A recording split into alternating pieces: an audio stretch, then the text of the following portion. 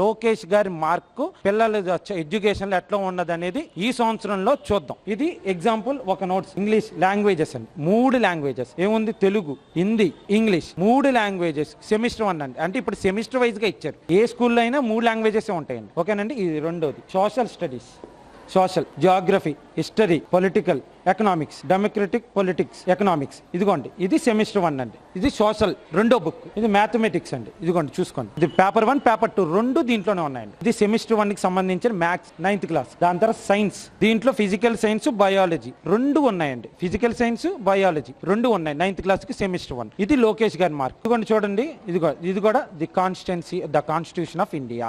ఇక్కడ కూడా చూశారు. ఇది చూశారు కదా లోకేష్ గారి మార్క్. ఇది రాజముద్ర.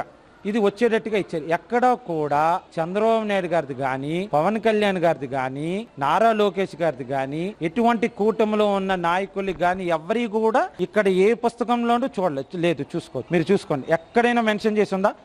జగనన్న లాగా, చంద్రన్న ఏమీ లేదు. 4 టెక్స్ట్ బుక్స్ 9th క్లాస్. ఇప్పుడు చూడండి 4 టెక్స్ట్ బుక్స్, 4 బుక్స్ తోటి సెమిస్టర్ 1 మొత్తం కంప్లీట్ చేశారు లోకేష్ గారు. ఇది